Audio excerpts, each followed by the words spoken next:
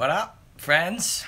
It's Monday morning after UFC and Bellator was Saturday night. UFC was Sunday night. Good times this weekend. I am live on my YouTube channel. If you're watching this, you know that. This is my home. We were going to do it at Play Dead. And Mark, where are you at? I'm at home. This is my home. I'm sitting in a beanbag chair, which is super cozy. And I do not have coffee. Also, I don't have my Joe Rogan mug, which feels weird. But we were going to shoot at Play Dead this morning, but Mark is MIA. And Mark is fucking super reliable and really, really good and wickedly organized and a gem and a badass, and he's great. So I don't know, maybe he slept in, maybe he got sick, maybe he misbooked something and he had school. I don't know. So we're going to do this from my living room, which is so cool that one can just sit here and chat with you guys from my living room. Robin, are you the man from another Toronto boy? I don't know what that means. People have been asking me to do post fights, and because on the YouTube channel, you know, by the time you shoot, then you transfer and you move it over and whatever. It could be a day. And really, post fights on Tuesdays and Wednesdays, it's not fresh, you know? So there's a lot of questions popping up on here. I'm going to try to answer the odd one, but they all go by real fast, so I won't be able to get everybody's. But post fights, yeah, you want them fresh. You want it like fresh in your mind, you know? That's when the art is just in there percolating. You've seen it. So I will bounce around as I always do, but somebody asked about Kessa first. So why don't we talk about that? And I know you guys will have a lot of questions, but I don't know how to manage them all that well, so they fly by. So please accept my apology if I don't get to it. Thank you for all the greetings though and the hang. So also I could do a wider screen here if I figure this out quick. That might be better. Let's try this. Sorry, bear with me. Orientation is locked. Rotate device back. Whoa, it said orientation is locked. Rotate device back. So I'm like, whoa, let's not mess around. So it's people asking about Kessa first. So let's start there. My opinion, I think we overstructure a lot of discussion. Television made us do that. TV has a lot of structure, but real life doesn't. People talk about whatever they want to talk about. Roll that maple leaf up and go deep into the ether so no one can follow your logic. Hey man, I go and I talk about things from a different angle. I look at them from a different angle and swipe up from the bottom and turn off the rotation lock. Thank you for the advice. It's not working. So anyways, let's hang like this for now. But yes, I'm going to always go a little deeper. That's what I do. That's what I like to do. And I think there's a lot of people you could follow and listen to and watch that that give you the surface stuff. Anyone else thinks Dom's commentary was cringe? Both him and Stan have this tone of voice that drives me crazy. Okay, that's interesting. So we'll go back to Kessa in a second, but that's interesting. There is broadcaster tone. Do you know what I mean? And it doesn't need to be there. I don't think Dom has it. Brian has it a bit. And it's a thing that we all do. When we got to talk, you know, you got to take that opportunity to get in there, get your offense off, and then when you can, go back and cover up. You know, like, that's what broadcasters have done for many, well, decades. There's also newscaster voice. Welcome, ladies and gentlemen, to CBC. You know, there's weatherman cadence too. All right, guys, we're going to see a northwesterly system coming in. We just do that shit. We don't need to do it. You're right. You're right. But I don't think Dom has it all that bad, but I know what you're getting at. Anyways, Kessa. So that is the thing that pops up the most. And why does it? Why does it? Because people just are attracted to controversy. Why are we attracted to controversy? We're attracted to controversy because we've been trained to be attracted to controversy. News has trained us that controversy sells. If it bleeds, it leads, etc. So we all get drawn to, oh my God, should he have been? And then sometimes, I could not believe your show got nixed. Yeah, weird, right? But hey, I got all kinds of new jobs. I'll tell you about them later. We'll be doing breakdowns for McGregor versus Mayweather for a big TV station. Anyways, I feel bad for Chandler. A lot of things coming in. So back to Kessa. So we get attracted to controversy. We are conditioned to. I agree with you, whoever just put that down. So the fight itself is amazing. And Kevin Lee's performance is amazing. I saw Andre Ward finish a fight with shots to the body, and all anybody wanted, oh, were they low? Were they low? Not, this guy was brilliant. It's just, were those shots low? I thought Anik and Cruz did a great job. Me too. I think they're the best. Anik is a real skilled talent. Same thing with Kessa. So at that moment, we're fighting the one hand.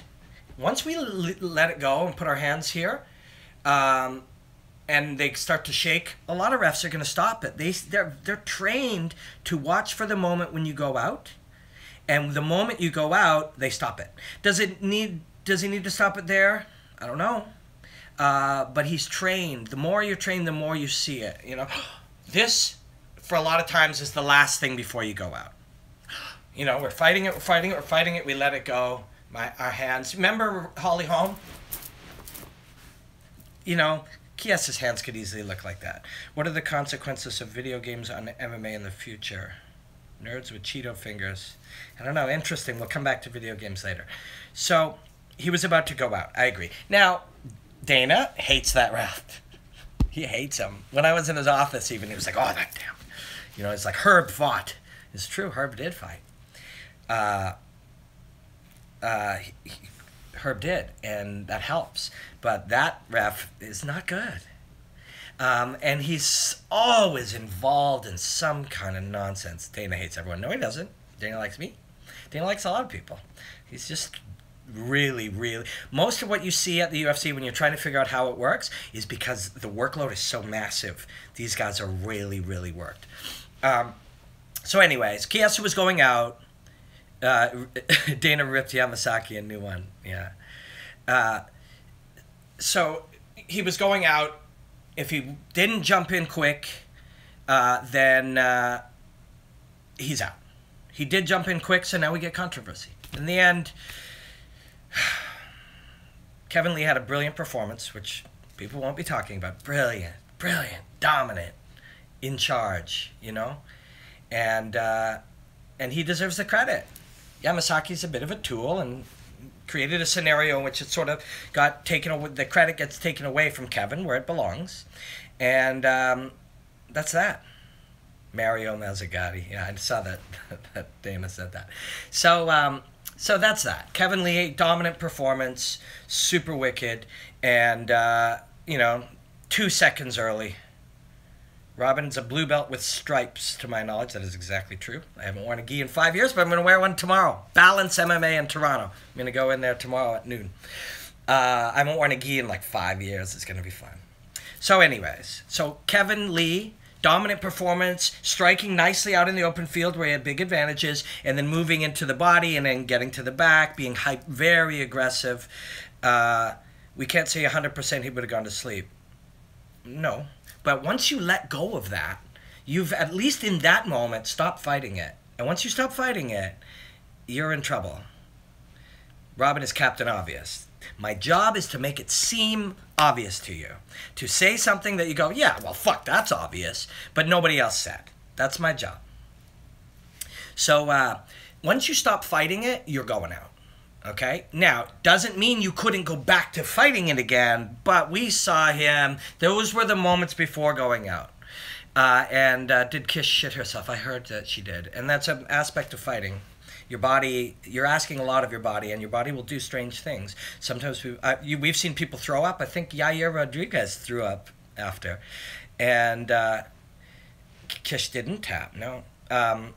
Anyways, listen, ask a jiu-jitsu player, ask somebody who's watched it, ask somebody who's trained a lot, ask somebody who's tapped out, ask somebody who's analyzed hundreds and hundreds of fights, commentated 400 fights. I'm telling you, that's the moment before you go out.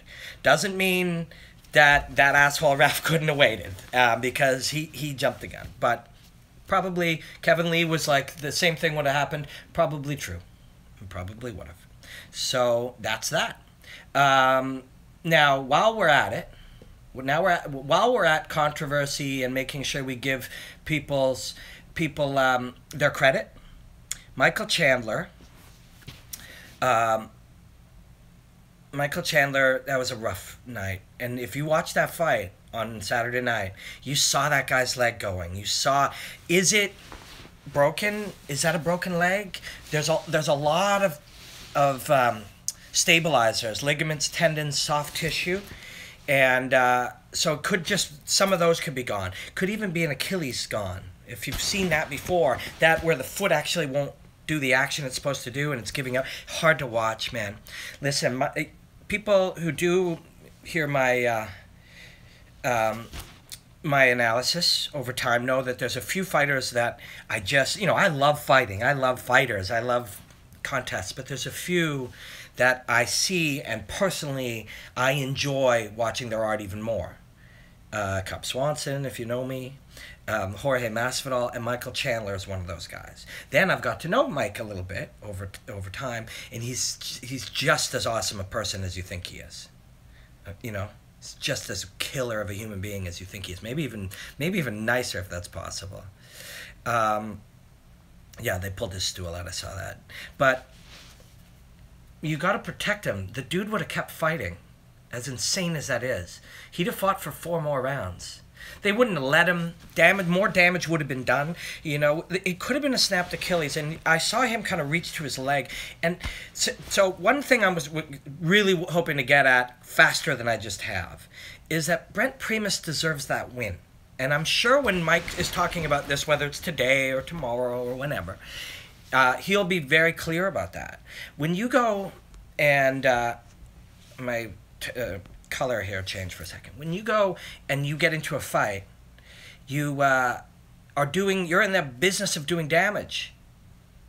Who would you like to work with on commentary? Anik. I would love to work with John Anik. He's really good. You're in the damage business. When you get a takedown and somebody's arm goes out and it goes out, it's not a fluke. You won the fight. You went in to do damage to each other and you damaged them. When somebody gets an injury, that's the fight. So Primus earned that win, deserves that win, and is the Bellator lightweight champion. And Mike will be very clear about that.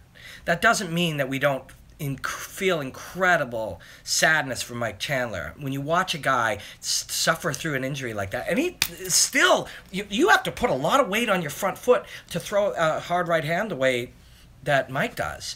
And he was still throwing them. And that must have been incredibly painful. Yeah, and silver leg kick, checked, broken. I mean, that's a real win. And I'm saying that as the biggest Michael Chandler fan in the world. I don't know if his family are bigger fans of his work than I am, as an artist and as a man. So I feel for him, and I hope he gets the rematch, and then you see a great fight, because that Primus kid deserves this credit, and I hope people give it to him. Mike will, I'll tell you that. But if you happen to see this, Mike, we love you, man. You're like one of the greats in the world. And then to see you tough it out like that, very admirable. And something very special. And you get the chance when you fight, you get the chance, the true chance to show something special about yourself. And win or lose, that chance is there. And Mike got to show that. Most of us couldn't deal with that, and he showed it. So congratulations to you, Michael Chandler, and congratulations to Primus. That guy's the Bellator world champion. The lightweight champion of the world, so good for him. So what else should we talk about? I know there's a lot of questions popping up, and they're so fast that I don't get the chance to answer them. What did Schaub do? Why is people picking on my boy Brendan? How'd you score Davis Bader? Very close fight. I didn't really score it, and I didn't rewatch it. When I rewatched a lot of them, am I the only one that finds Felice attractive? No, I do too. She's very attractive. You bet on Felice last night. Felice knows she's got it. Look at her Instagram. How impressive was James Gallagher? Very impressive. Very impressive. How's Mullins doing? I'm seeing him Wednesday. We're going to do a mentality of combat sports, or the mentality of combat, whatever we changed it to when I left the old job. We're doing one Wednesday at about 4:30, and then I'm taking him out for beers. Schaub pitched his brunch with fighters to Bellator, Robin's most popular video. Hey, Brendan's done a lot for me. If he got that idea from me, then I'm happy. I'm happy to have given it to him. I'm not, and he may not have. I'm the first guy to think about having brunch with somebody? Come on. Brendan's an awesome cat. And hey, I'm hoping to influence the space. I want these guys. I want Brian Stan to use some of my terminology. My goal is to influence fighting in a positive way. I love this art. I love it. When people start talking about it as an art form, when people start talking about it the way that I want to influence them. I want Brian Stan using my terms. I want Brendan to take some of my ideas. I want Joe to see a slightly different perspective and go down it. I want to do that. I don't want to own that stuff. I'm not proprietary about words and ideas. I'm trying to make people see fighting the way I see it. And if some of these guys are ever so slightly, even a little bit influenced by my ideas, I want that. So I hope Brendan did go, oh, wow, that was cool. I want to do that. Because I didn't invent brunch. So, anyways, what do we got here? How do you think it's possible Johnny missed weight?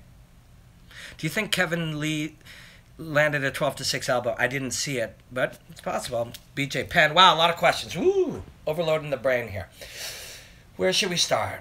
Okay, let's talk about BJ. So, fighting, you know, we're talking about influence and the hope that you could have some influence, however small, on the things that you love. 6 years ago, all the conversation used to be rankings and what's next and who's going to get the title shot and who deserves what based on what. Then it became about, you know, a lot more about analysis. So, you know, how did this kick work? Why did that guy set up this overhand right? But Bruce Lee, it's a line, and there are variations on how he said it, but when he first saw the art, a punch was just a punch and a kick was just a kick. Then once he started to study the art, the punch was no longer a punch and the kick was no longer a kick. But then once he really mastered and understood the art, punch was just a punch and a kick was just a kick. And I think if he lived longer, he would go into that. It's not a punch and it's not a kick again. And you go through, you know, identifying this is a jab, this is a low kick. Oh, there's a nice inside leg kick. Then later, once you study it, it becomes these deep, oh, how did he stand? How did he distribute his weight? What did he do to land that thing with the rhythm and the timing? How's he manipulating these things? And then later it's like he landed a punch, he landed a kick, and you start to look at other things. So, in my opinion, staying too long on the X's and O's, you get up in the weeds the same way we got in the weeds with the rankings and these other things that you treat with more importance than they deserve. So do we talk about, you know, should we go BJ Penn didn't have the timing, or he didn't, you know, he fatigued, or his cardio or whatever. It's for BJ Penn there's something else that we don't really have the proper words for. We use words like, you know, wanting it, or doesn't have the desire, or can't find that other gear, or whatever. But it's something deeper in these guys. BJ Penn was a ravenous fighter. BJ Penn's desire for combat was what he was. That's the root of what BJ Penn was. And yes, he was brilliant when he attacked the knowledge of jiu-jitsu in only a few years and consumed it all. And yes, he became a really great boxer behind his jab and all of those things. But it was all rooted in his fierce desire to beat up other men, to dominate other humans, licking blood and, you know, ferocious and all that kind of stuff. And that fades with time, you know? That the natural humans have hormones, testosterone and cortisol. And testosterone when it's high and cortisol when it's low, you're like young and dominating the other alpha male so that you can get the women. It's in us. It's in the root of where we are. And as you age, the natural testosterone lowers in your body. It's hard to get up and have that desire to go fight. And you could see that in round 3 with BJ. You know, you could see him thinking and processing, like, I want to go into this fire and take round 3. BJ won round 2. I want to go in there ferocious and fearsome and just rip round 3 from this man. But I don't have it in me. You could feel it. You could see it. And, yeah, somebody just said, I'm too old for this shit, which is a line from Lethal Weapon. And doesn't BJ feel like that guy? That's a great thing. Doesn't BJ feel like that partner in Lethal Weapon, where that desire to go into battle is just not there? And that's something George is going to need to face, George St. Pierre. When you don't keep up sharpening your fundamentals, you don't have it anymore. That's pretty simplistic, but there is some simplistic nature to things. But I mean, BJ does. BJ trains harder. BJ trains harder than he ever did, and I know that firsthand from Brandon Gibson and the people in the gym over there. He trains harder than he ever did. So his jab has been trained more aggressively than it ever has. It's not his fundamentals, but the desire to fuck somebody up with that jab. You know, a jab. This is why the talk of technique, I think we get too much into it and we're missing some of the truth. These are humans. These aren't robots. These aren't characters in a Dungeons and Dragons game. The jab is not something that just, is X's and O's and ABCs. There's do-re-mi's in it too. Desire to fuck that guy up. When Matt Mitrione landed that jab with his right hand, or Andre Ward in that fight where he sees that, you see him bite down, that desire is a part of it. And you guys, some of you have punched and kicked and choked and stuff, but you've also played tennis and you've ran and you have done, all these things. And you know that when you want it, you played fucking hockey or football, you have to want to go in there. You don't just default your body into running into, a scrum in rugby. You have to. It's in you. It's a part of your identity. And if BJ is hurt and tired and stuff, and there's 4 minutes left in a fight that he needs to go and own, and he just can't get that out of himself, that's where you end up. So I feel for him because he wants. This is how I put it. He wants to fight. Do you know what I mean? And I think this is. I'm going to talk when we're interviewing George St. Pierre. That's something I want to make sure to talk to him about for the documentary that I'm doing. A lot of questions coming in here, guys. I'm missing them. I'm so sorry. Is wanting to want it is not the same as wanting it. It's not the same. How can a fighter be his own head coach and be effective? Johnny, since leaving Team Takedown, hasn't been. Cost check isn't. In modern times, I don't think we've seen anybody do it. There was a kid down in New Zealand. I think he was from Australia. And he fought on that New Zealand card, 125er, and he was his head coach. And he and his brother, and it's like we're not at a point where we can do that. How fucking intelligent. You have to be driven and hardworking and have a crazy work ethic and have the ability to learn, but you also have to be so intelligent you can come up with these concepts, and come up with the strategy and figure out what's happening in the game. You can't. So there is nobody who's his own head coach. Somebody said Connor, but Connor and Kavanaugh are a team, and Kavanaugh will see many things that Connor doesn't see. And so, because you need that other perspective. Tim Boach Hendricks, MMA and martial arts is when your prize fighting career goes, you can always train martial arts for life. Yes, sir. Yes, you can. That's a beautiful thing about martial arts, is once you're no longer fighting, you can train martial arts forever. Hey, Robin, your hair looks phenomenal. I am having a good hair day, thank you. Hey, Robin, are you looking to be on a bigger platform eventually? All right, so I'm doing breakdowns and covering McGregor versus Mayweather all week for TSN. If you're up here in Canada, TSN is the biggest sports network in the country. And if you're not up here in Canada, just think of ESPN and what it is, and TSN is kind of the brother of that. Yes, somebody said it's exciting. So I will be doing multiple breakdowns for SportsCenter on TSN. So I will be wearing my fucking suit. I will be standing in front of the glitziest studio that I've ever been in.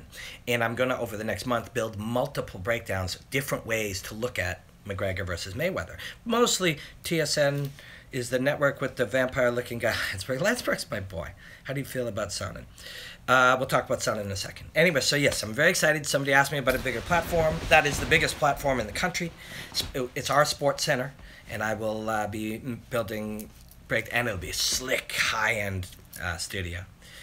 Do you think Romero will just be waiting for the opening that never comes in the Whitaker fight? Well put, my friend. Do you mind if I reference? I won't be able to... Give me your name. I won't necessarily remember it, but you remember that you gave me that because I love that term. I missed a whole bunch of this. But, yeah, it's beautiful. Is Romero just going to sit around looking for the opening that never comes? That's very poetic. I really like that. Maybe. With Weidman, the opening didn't come, it was created. So every time he what was it?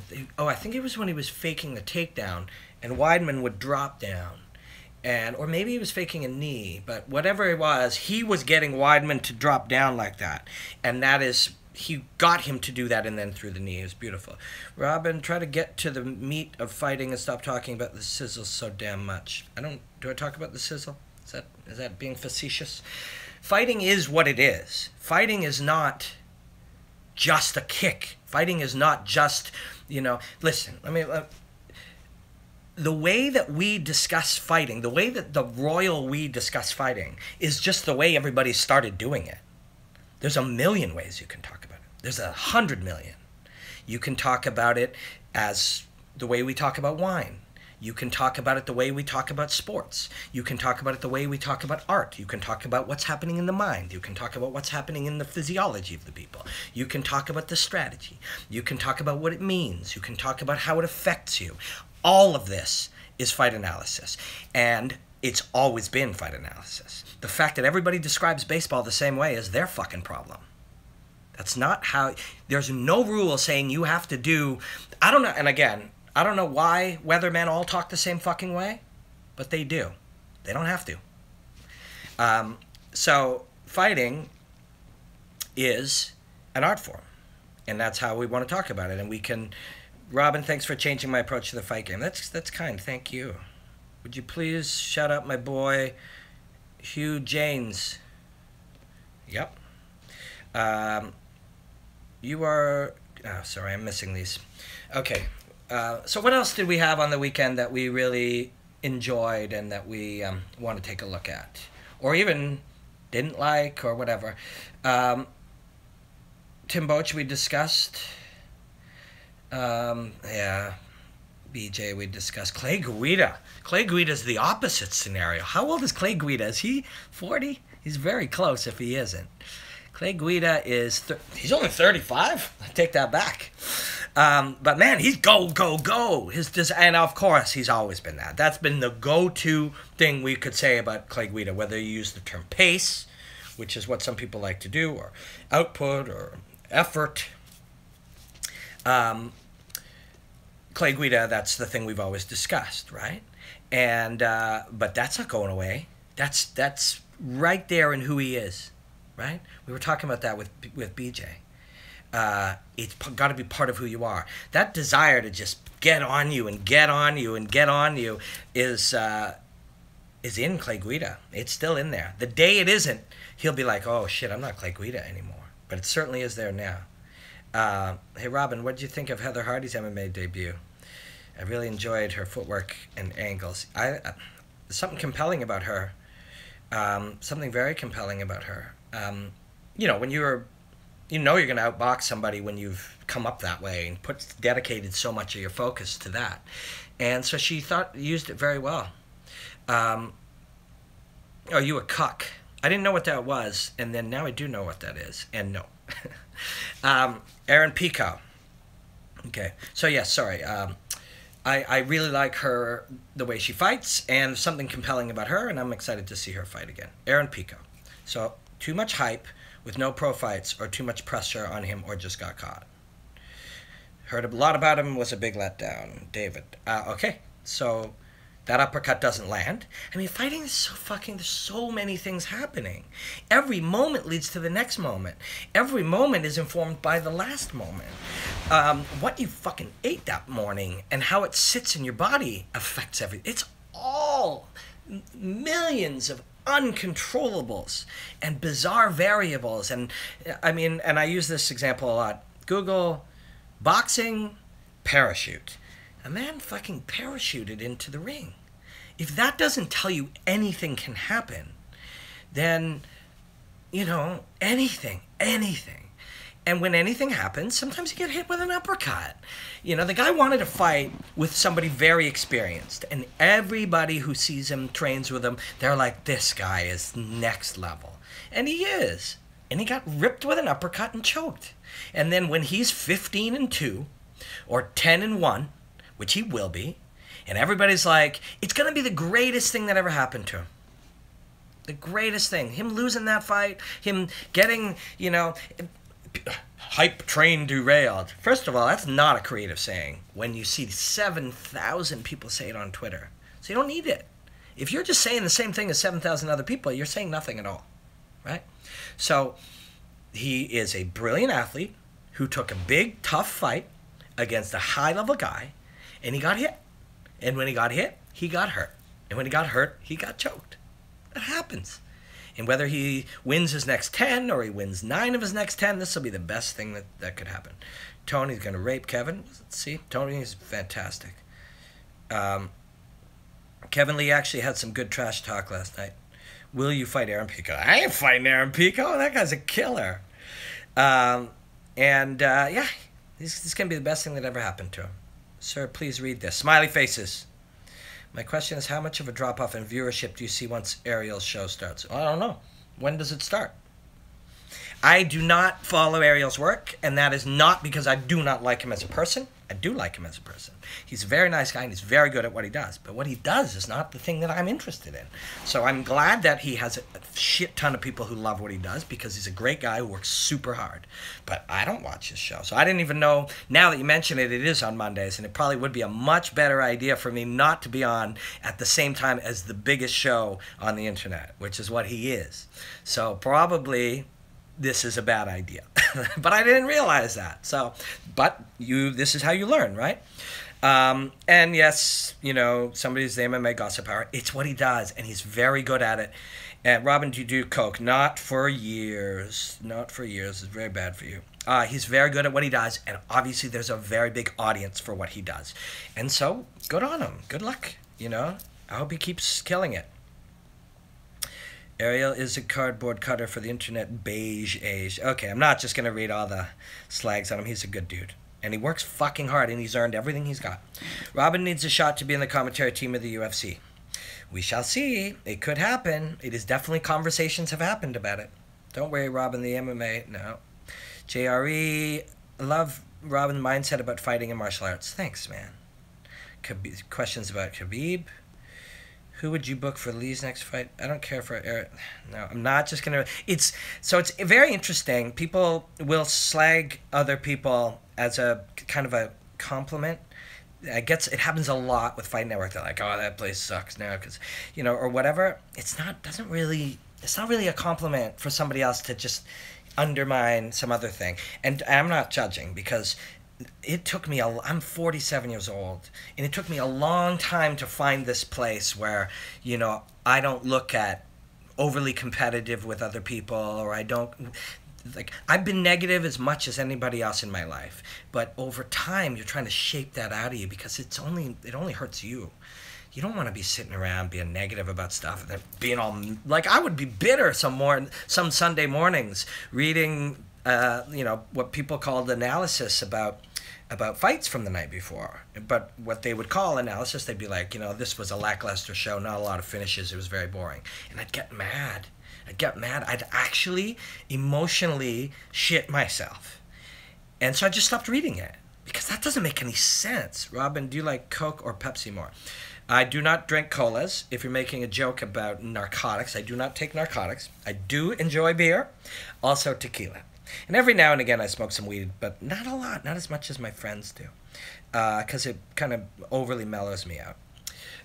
But yes, you shouldn't be sitting around getting yourself mad about stuff. So I recommend, if something makes you mad, just don't consume it.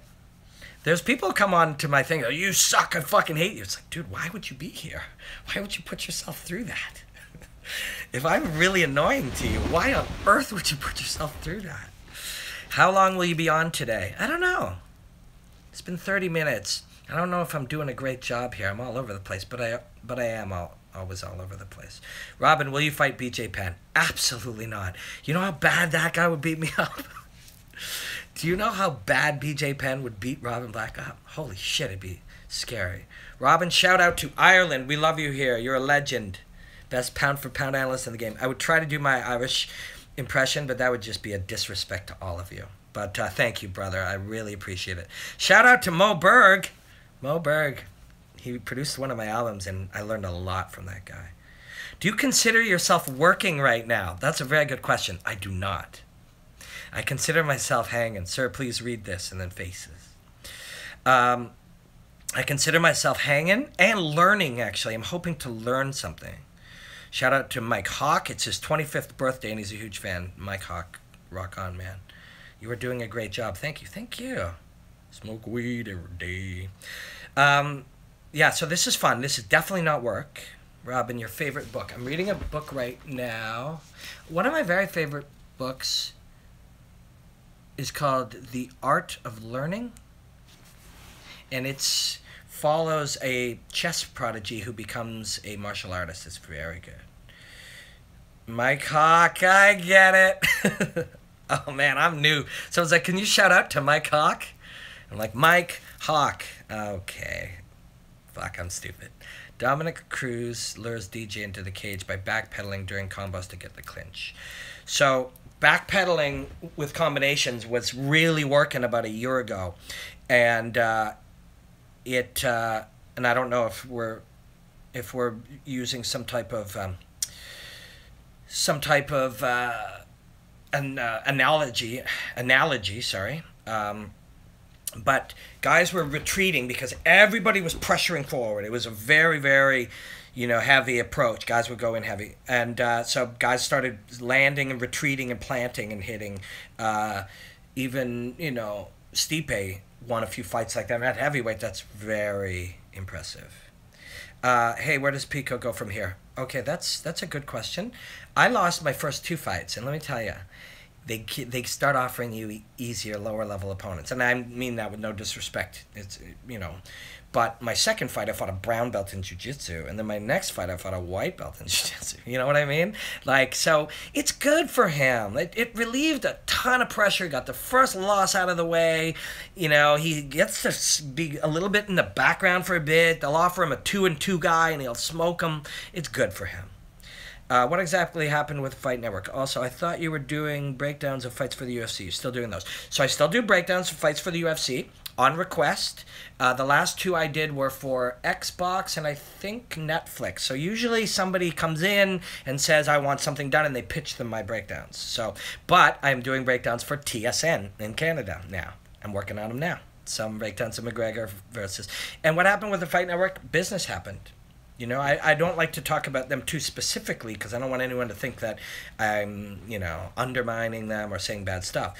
But television is a frightening game for a lot of companies, and they have to make some tough choices.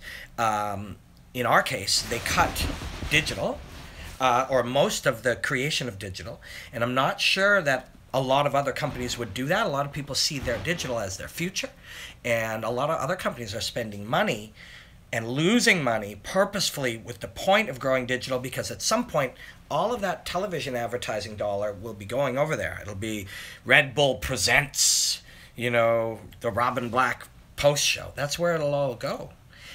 So a lot of people aren't making that strategy, but I'm not that's not my job. That's not my area. So that's what they do. And so for me, people have asked me a lot about it. It's been 3.5 months. I am doing work for the UFC.com at different times, and we're discussing a lot more stuff. We even have discussed different commentary type things. So, and I might hear something about that in the next week. I'm working for TSN, doing the George St. Pierre documentary, doing a bunch of breakdowns of McGregor Mayweather, and I'm covering McGregor and Mayweather all week. I'm working for Monster Zim. I am commentating TKO on Fight Pass and other shows. I've got lots and lots and lots of great work. And then my YouTube channel where I get to hang out with you guys. And this is not work. We're literally just fucking hanging out and chatting. I can't believe we're doing this. It's so fun. Who's your favorite fighter to watch? My favorite fighters to watch, there's a number of them, but some of the ones that come to mind first are Cub Swanson. The way he expresses fighting is very unique to him, and it's Doo-Ho Choi, also one of my very favorites. I was in Seoul, Korea a few weeks back, and I analyzed him in person, watching him. I did the same with Cub in Albuquerque a few months back. Stipe, one of my favorites, is Demetrius Johnson, one of my favorites. Michael Chandler. Sorry to see that, champ. It was painful for me to watch you go through that. Is putting your back on the cage, how's their beating Neo footwork? So, is putting your back on the cage a way to beat? You don't want to back yourself into the cage because you don't have anywhere to go. You can only go one of two directions, and when I go this way, they throw their left weapons and intercept me, and when I go this way, they throw their right weapons and intercept me. So if I don't have forward and backward to go, we're in trouble, so we can't go there. Also, neo footwork, let's not use that term. Neo means new, and the thing that you're thinking of as new is not new now. It was new 2-3 years ago. Hey, Robin, your thoughts on Tony Ferguson, Kevin Lee beef? Don't care about beefs. I don't care. Okay. But I'd like to see the fight. I'd love to see the fight. How'd you score Lima Larkin? I didn't really score it, but I felt Lima was winning. But Dan Hardy seems to have the most boxing knowledge for analyzing Mayweather Conor. If you think so, then you should listen to him. Dan is a very brilliant guy, and you know, if you don't think it's Schaub, or you don't think it's Rogan, or you don't think it's Dom, and you think it's him, then that's your guy. Robin, in your opinion, who's your least favorite fighter? Not throwing shade on them, but who do you least get hyped on? Example, I never really enjoyed Mike Pierce. Why you gotta fucking pick on Mike Pierce? I don't have a least favorite fighter. Pound for pound? I don't know. Who's on your pound for pound top 5? Demetrius Johnson and John Jones are among the very best in the world. Robin, did you march in the parade this weekend? I didn't. I am a very gay positive. I'm a supporter of those kinds of rights and people's rights and freedoms, but I did not, no. I told you to look out for Gallagher. You did. What's your favorite movie? Gattaca. Nunes Shevchenko. People going to underestimate Shevchenko in this one. These are two really talented women. Really, really talented women. Nunes, a year ago against Shevchenko, now I'd be like, Shevchenko has a lot of advantages, I think, now. But Nunes is improving, too. She's got some new things. And I talked to Mike Brown, one of her coaches, and he just won't stop talking about how good she is. TSN in Canada sounds great. Thank you, sir. It's exciting. That's a big job. Hey, Robin, what's your thoughts on Felice Herrig's spot? She's good, man. I underestimated her.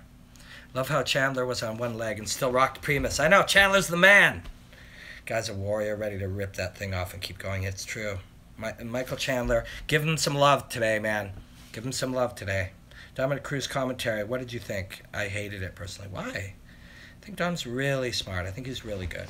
How can you say you don't care about beefs, yet at the same time say fighting is about mentality? Beefs are not mentality. Beefs are drama. If I'm talking about them, it will be how they affect a fighter. It's like, oh man, if he's... But they're not supposed to affect you. You're supposed to be free of them. If you're not free of them, they have affected you. They've undermined you. But these guys are pros. They're supposed to be free of that shit when they fight. What'd you think of Guida's scorpion kick? Guida's awesome. Robin, would you fight CM Punk? I would. He's big. I'm small. That would be a challenge. That part would be a challenge. Conor isn't going to box Floyd. I've got a good 45 minutes, me and Ramdeen talking about Conor versus Floyd on the YouTube channel. Oh, I'm down to 20% here, guys. I'm so sorry. I was hoping to go further. Now I'm answering a few questions. Hey, Robin, what do you think about the Cyborg versus Megan Anderson fight? Do you think it'll be competitive? Love your show. I think I'm going to go watch some Megan Anderson after this because when I picture it, I picture Cyborg just mauling her, but I better go watch some. Do you think 22 is too old to get into MMA? From scratch, not just recreationally. If you're not doing it recreationally already, then you're not doing it. You should be doing it obsessively. If you were going to be successful, you'd already be doing it obsessively. People don't, and if you're like, I'd only do it if I could be successful, you got to just go do it. Nothing's too old ever, but you have to do it. And if you're asking me about it and you're not doing it, to go into MMA, then you're probably not going to do it. You just got to dive right in. Quick silly question. If the UFC did an open weight tournament of current champions, who would you expect would win? Great question. Probably John Jones. Where's McGregor on your pound for pound list? He's pretty amazing. Hard to figure because there's still some unknowns that I have, but he's something very fucking special, man. Would you say was the biggest underdog win ever in MMA? Love the content. I don't know, ever. I'd have to give that a lot of thought. Kevin Lee is a championship level fighter. That is fair. That could be true. Who has better hairstyle, Robin or Schaub? I'll let you guys be the judge of that. Make a match. What two fighters would you pit against each other? I would have put Cobb and Duho Choi together. Maybe Chandler and Jorge Masvidal at 155. Jorge doesn't like 155 anymore, but he could do it. That'd be amazing. Okay, I'm just going to glance at a few more of these. I think I'm down to 10%. Will John Jones be the next victim of USADA? I don't know. Not sure. Art Vanderlei. Pretty outstanding name, sir. Hey, Robin, who do you favor in Gunnar Nelson versus Ponzinibbio and Ryan Flair versus Oliveira? LaFlair can definitely dominate Oliveira if he gets his game going properly. LaFlair is probably one of the most underrated guys going. Oliveira, super talented, hardworking, aggressive. People underestimate his wrestling, but he won't be able to go grapple for grapple and you know, second, third, fourth, fifth efforts of LaFlair. And I always picture Nelson being able to win most fights, but Ponzinibbio is really good, really long, really big. That's a hard fight for everybody involved. Referee mistakes, refs, yeah, these guys are dumb. Would you fight CM Punk if it got your commentator job? Sure. I'd fight him like for like $20,000 or $30,000, but he'd have to make 160. I don't know if he could do that. Good seeing you back up again. I meet you at John at K-Rock last year. Oh yeah, hey. So guys, when will your Korean visit videos be released, since Korean Zombie and Duho Choi won't be fighting at 214? That is a good question. So Monster Zim, go look them up and find their YouTube channel, and I think soon, but that's a good question. I'll ask them when I chat with them later. Hey, Art Vanderlei from London, Ontario. Robin, I feel it's hard to call DJ pound for pound best when the pool of 125 fighters is so small. No, people can look deceptively good if their competition isn't deep. Maybe to you, and I don't mean that disrespectfully, but this is what I do. I study fighters. I study what they do. I don't just study the results. And I don't mean to sound, I really don't want to sound arrogant. It's just what I do. I can tell you by watching DJ's choices, the way he moves, what he does, not based on who he's beating, but based on the skills that I see expressed and how they're expressed, that he is one of the best or the best in the world. Who would win? Mike Chandler versus McGregor. That's super cool. Chandler is a dope family man. Chandler is a good human being, man. My first thought is Conor McGregor, but Mike has a way of finding answers, man. Do you think that the exercise of discovering the most effective form of martial arts requires a more pure form of MMA? Yes. To really find out. We're figuring out how to win in this environment with these rules. To really find out, yes, I believe it would.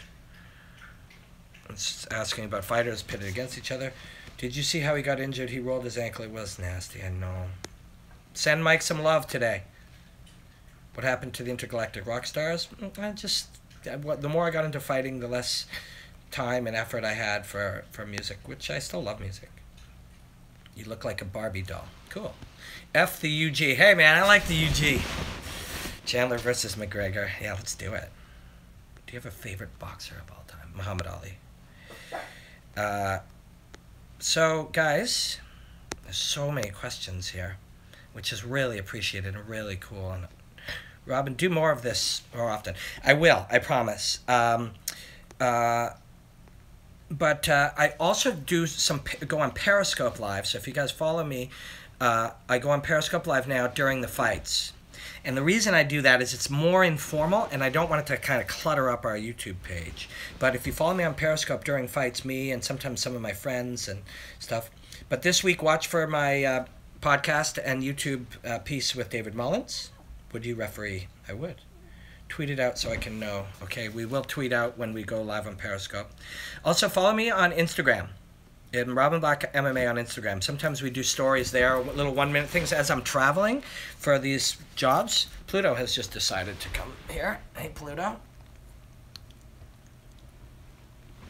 Pluto. I don't know. Sorry about that.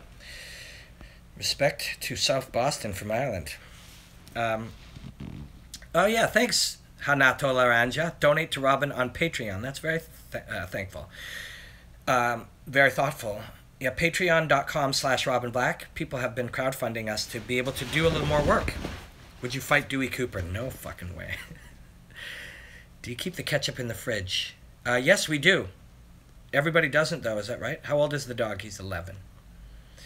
Connor needs to hire Prince Hamed as a trainer. Prince Hamed was one of my favorites, too, at the time. We're getting some random questions. I don't just, that's no problem. How do I take my coffee? Half sweet with some cream. How often do you train? I do strength and conditioning 3 times a week, no matter what. Pluto just sat there. Hey, Pluto. Oh, sorry. He's just sitting here with me. It's cute. You can't really see it, though. So 3 times a week, I do train strength and conditioning, no matter what. And then I try to do some kickboxing. Any tattoos you regret? No. I try to do some kickboxing once or twice a week. Ever shit your pants in the ring? I did not. Please get more regular with Mullins. We will. And then I'm going to do jiu-jitsu, I think, Tuesdays and Thursdays now over at this place, Balance MMA. I'm going to go tomorrow. Have you ever met John Kavanaugh? Just over Skype. I love going to the beach and doing balance work. That's great. You interviewing McGregor would make my life. So there is one of me and McGregor before Aldo. Just go on YouTube. Well, I guess you're on YouTube. And search our names and you'll find it. And it was really cool. But I will probably interview him the week of. I'm covering that fight from Vegas for TSN here in Canada. Love to hear you talk to more fighters. Thanks. It never used to be my thing when I don't like interviews. And then I realized you don't have to really interview them. You can just hang out and chat. Once I got that down, now I love it. Hey, do you think that refs should use video replay? I don't. You prefer real or fake boobs? Real, but I'm not really... Either one, there's something good about fake boobs. There's something really cool looking about them. If you could make a match, what 2 fighters would you pit against each other? We went over that. There's a lot. But Michael Chandler and Jorge Masvidal would be pretty awesome. For us to have a brunch. Great idea. Great idea. I will try to set that up. I'm going to see Faraz because I'm doing a documentary for TSN on George St. Pierre, and we're going back to Montreal, so I will try to set that up. That's a really good idea. Faraz is awesome. Who would you like to commentate UFC with? I'm thinking Dom and you would be insightful. Together, but we'd need an anchor, which would be Anik. Robin, do you regret wearing that tank top? So I wore a tank top the other day for 2 videos, and people are obsessed with it, and not in a good way. And I do not regret anything. It's just really low, right? It comes way down here. And when you're standing up normal, it doesn't look so weird, but when you're sitting and you're hunched over, you're nothing but pecs. But I regret nothing. Would you box Brian Callen? Sure. Don't you ever think they should have let Chandler fight? Okay, it's not a no contest. If you get injured in a fight, it's a TKO. It is. It just is. I'm sorry. You can't continue due to injury. It's a TKO. Robin, what do you think of Chael's performance? That was good. Chael did good. Feel for Vanderlei. But Chael did good. Just take away that space and put him down there and do your thing. I was happy for Chael to get it. Here's something I'm sure other people have said this, but there are definitely, before that fight, lots of stories about real injuries, Vanderlei being very injured. And that takes nothing away from Chael. I love Chael, both those guys. I like them both as human beings and as fighters, but he apparently was quite injured. Robin, your positive style of talking about fighting and just your attitude is so great to watch. Thanks, the Mober. I've been sick of seeing so many negative people in this fighting world. You make it fun. Thanks. Thank you. Oh, somebody watched our Periscope with me and Evan yesterday. 2,000 people watched that. Isn't that crazy? That was so fun. Just hanging out and drinking beers with my friend watching fights. Join Joe Rogan on his companion or do your own. Well, we just go live on Periscope during fights sometimes. Yeah, why do people keep writing R.I.P. Callan? We got to get off that. How about Thinking Korean Zombie? Korean Zombie's pretty cool. It was pretty great to see him and watch him work. Do you think fighters who don't fight should keep their rankings in the top 10? I don't know. We need to get you on another fight companion, Robin. Yeah, I'd love to. That's super fun. Vanderlei is too old. There's no such thing as fake boobs. That's not a bad point. Robin, do you think Fedor Chael can happen? I do.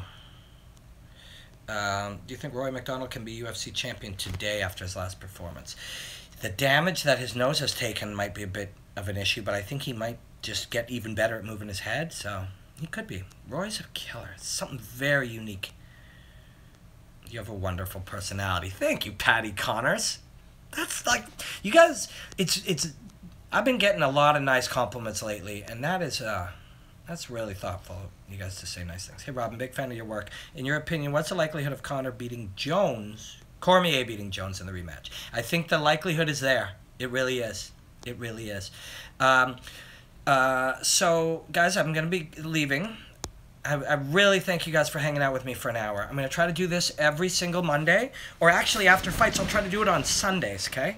We'll do it on Sundays. Also, somebody was like, when the MMA hour starts, your audience will go. And that's true. That is the most popular show on the internet, and he does a great job, and he's earned everything he has. So Sunday will be much better for that purpose, too. Also, it'll be fresh in our minds. Robin, are you worried to death in the UFC would kill MMA? No, but it will happen, and it'll happen in football, and it'll happen in hockey, and it'll happen in mountain climbing, and it'll happen in flipping motorcycles, and it'll be sad and scary.